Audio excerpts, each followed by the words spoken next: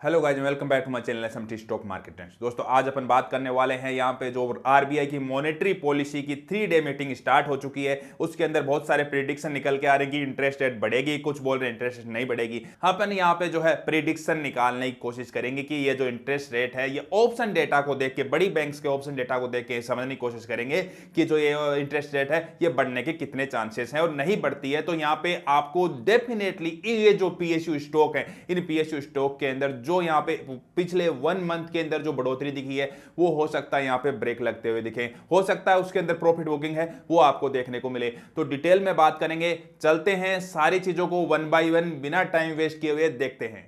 तो guys screen पे अपन आ चुके हैं। अब डिटेल में देखते हैं यहाँ पे आरबीआई गवर्नर शक्तिकांत दास के दिमाग में यहाँ पे क्या चल रहा है। देखो, आपको यहाँ पे एक चीज, सबसे पहली चीज जो समझनी पड़ेगी वो ये है कि इस इंटरेस्ट रेट का जो हाइक है या फिर जो इस इंटरेस्ट रेट का जो डिक्रीमेंट का तो अभी जो है सवाल नहीं बन रहा है, लेकिन जो है अनचेंज्ड जो रहती है, अगर ये अनचेंज्ड रहती है ये इंटरेस्ट रेट, तो उसके अंदर जो है इन बैंक्स के, इन पीएसयू बैंक्स के ऊपर क्या इंपैक्ट पड़ेगा, और अगर ये हाइक होती है तो उससे क्या इंपैक्ट पड़ेगा। सबसे पहले तो आपको ये चीज समझनी पड़ती है, क्योंकि गाइज यहाँ पे अगर यहाँ पे पहला केस अगर ले अपन, इंटरेस्ट रेट अगर हाइक होती है तो डेफिनेटली इन पीएसयू स्टॉक के अंदर और ज्यादा रैली है वो आपको देखने को मिलेगी। रीजन ये है कि इन जो एसबीआई जैसी बैंक के पास फंड्स की कमी नहीं है, फंड्स जो है वो ओवरफ्लो है। उस ओवरफ्लो फंड का वो यूज करेगी यहाँ पे हायर इंटरेस्ट रेट पे जो है, जो लोन है वो डिस्ट्रीब्यूट करने में, और इससे डायरेक्टली एसबीआई जैसी बैंक्स का एक बेनिफिट है वो दिखता है। लेकिन अगर यहाँ पे अनचेंज्ड रहती है तो यहाँ पे आगे का प्रिडिक्शन लेके लोगों ने इसके अंदर जो रैली दिखाई है इन स्टॉक्स के अंदर, स्पेशली यहाँ पे बैंक ऑफ बड़ौदा की मैं बात करूंगा, स्पेशली मैं यहाँ पे बात करने वाला हूँ एसबीआई की, और उसके बाद में अपन बात करेंगे थोड़ा सा एचडीएफसी बैंक की। हालांकि एचडीएफसी बैंक में इस वजह से इतनी ज्यादा रैली जो है अपन को पिछले महीनों में नहीं देखने को मिली है। तो देखो, सबसे पहले अपन बात करेंगे एसबीआई के स्टॉक की। एसबीआई के स्टॉक की ऑप्शन चेन एनालिसिस को देखेंगे और उससे समझने की कोशिश करेंगे कि क्या स्टॉक कह रहा है, क्या मार्केट यहाँ पे प्रिडिक्ट करके चल रहा है। देखो, आज का मैंने यहाँ पे डेटा उठाया है ऑप्शन चेन का, और ये जो है ये कॉल साइड है और ये जो है ये पुट साइड है। जिनको बिल्कुल भी समझ में नहीं आया, ये थोड़ी सी जो आपको एक स्पेशल मैंने वीडियो जो है वो इसके लिए बना रखा है मेरे चैनल पे, आप उसको जाके देख सकते हो। उससे भी आप समझ सकते हो कि ऑप्शन चेन जो है वो क्या होता है और उसको कैसे एनालाइज करते हैं, कैसे उसको समझते हैं। फिर भी मैं यहाँ पे बेस्ट करूंगा कि आपको उस वीडियो तक जाना ना पड़े और यहीं पे आपको जो है चीजें समझने की, आपको समझने में ज्यादा आसानी रहे और ज्यादा दिक्कत का सामना ना करना पड़े। तो देखो, सबसे पहले अपन देखते हैं एसबीआई का स्टॉक आज क्लोजिंग कहां दी, 609 रुपए पे। 609 रुपए पे यहाँ पे जो है एसबीआई के स्टॉक ने क्लोजिंग दी। तो अब समझने की कोशिश करो, जो स्ट्राइक प्राइस अपन लेने वाले हैं ये 610 रुपए की, ये जो है ये स्ट्राइक प्राइस अपन एक बार ले लेते हैं, इसके आसपास यहाँ पे क्लोजिंग दी। तो ये जो कॉल्स हैं ये होंगी इन द मनी कॉल्स, और ये जो इस साइड की पुट साइड मैंने आपको बताई, देखो पुट साइड बताइए, तो ये जो पुट साइड की इन द मनी पुट्स। लेकिन ये जो स्पेशली ओटीएम जो सेक्टर होता है, ओटीएम का जो पार्ट होता है उसको यहाँ पे सेल किया जाता है। ओटीएम को सेल किया जाता है हमेशा, सेलर्स क्या ओटीएम को सेल करने में प्रेफरेंस दिखाते हैं। लेकिन आज आप पुट साइड का डेटा देखो, पुट साइड के डेटा के अंदर ये है चेंज इन ओआई, ये है चेंज इन ओआई, और चेंज इन ओआई वाले सेक्टर के अंदर आप देखोगे तो हर जगह से जो है नेगेटिव नेगेटिव नेगेटिव नेगेटिव, हर जगह से आपको नेगेटिव चेंज इन ओआई दिखेगी।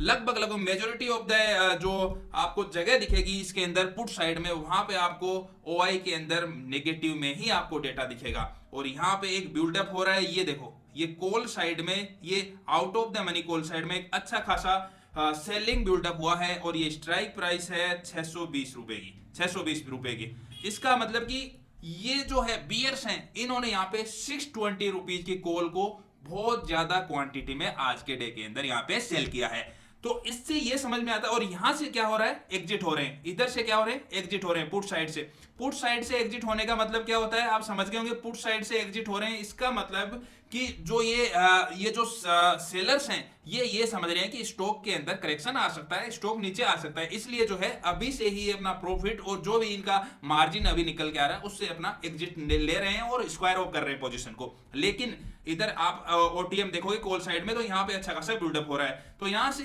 एक एसबीआई जैसा स्टॉक जो जिसका सबसे ज्यादा बेनिफिट होता है यहाँ पे अगर इंटरेस्ट रेट बढ़ती, उसके अंदर इस टाइप का बिल्डअप देखने को मिल रहा है। तो डेफिनेटली आप जो है थोड़ा थोड़ा मेरा जो प्रिडिक्शन है, थोड़ा थोड़ा ये ऑप्शन चेन का प्रिडिक्शन समझ रहे होंगे कि ऑप्शन चेन क्या कह रही है। ऑप्शन चेन यही कह रही है कि जो है स्टॉक के अंदर थोड़ा करेक्शन यहाँ पे पॉसिबिलिटीज बन रही है, इसीलिए जो है और मॉनेटरी पॉलिसी के अंदर ये शशिकांत दास जी यहाँ पे अगर यहाँ पे अनाउंसमेंट नहीं करते इंटरेस्ट रेट हाइक का, तो डेफिनेटली ये जो ऑप्शन चेन का डेटा है ये एकदम सही एक्यूरेट बैठता हुआ दिखेगा और आपको जो स्टॉक है उसके अंदर करेक्शन आता हुआ दिखेगा।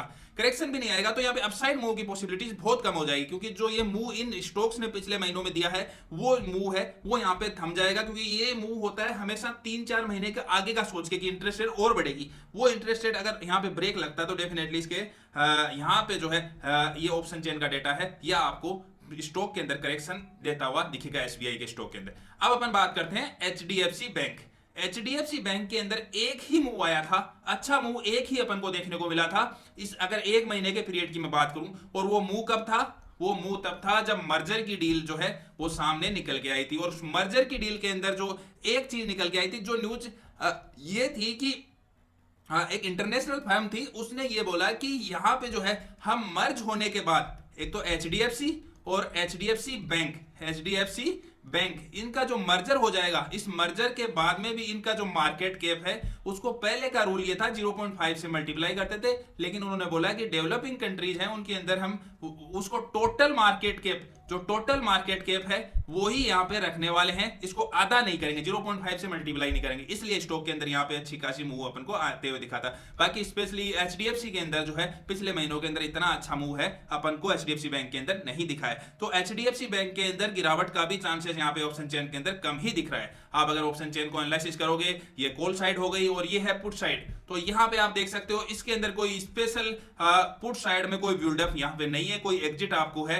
यहाँ पे ओटीएम के अंदर, ओटीएम वाला सेक्टर है, इसके अंदर आपको कोई भी जो है एग्जिट यहाँ पे नहीं दिख रहा है। इवन जो है आज और ज्यादा बिल्डअप यहाँ पे दिखेंगे और ज्यादा जो है यहाँ पे पुट साइड को सेल करते हुए दिखे सेलर्स, और ये इधर की साइड में भी। तो ये जो है ये न्यूट्रल सा रहने की यहाँ पे संभावना है, क्योंकि इधर से भी अगर आप चेंज इन ओवाई देखोगे इधर साइड में कॉल साइड में, तो इधर भी आपको देखोगे तो प्लस में ही दिखा है। तो ना तो ये नेगेटिव साइड में है ना ये पॉजिटिव साइड में, ये एक न्यूट्रल सिचुएशन में जो है स्टॉक बैठा है एचडीएफसी का। उसके बाद में अपन बैंक ऑफ बड़ौदा की बताऊं तो बैंक ऑफ बड़ौदा ने आज है कुछ स्पेशल चीज यहाँ पे देखने को मिली है। बैंक ऑफ बड़ौदा ने आज अपना 52 वीक हाई जो है वो आज यहाँ पे बनाया है, 52 वीक हाई बनाया आप देख सकते हो, क्योंकि आज का जो हाई है वो 176.15 पैसे है और यही जो है ये सेम 52 वीक हाई है। तो स्टॉक ने आज 52 वीक हाई यहाँ पे बनाया है। तो जब भी स्टॉक 52 वीक हाई बनाता है तो उसके अंदर थोड़ा सा मूव है वो अपसाइड होने की और ज्यादा पॉसिबिलिटीज बढ़ जाती है। इसलिए आप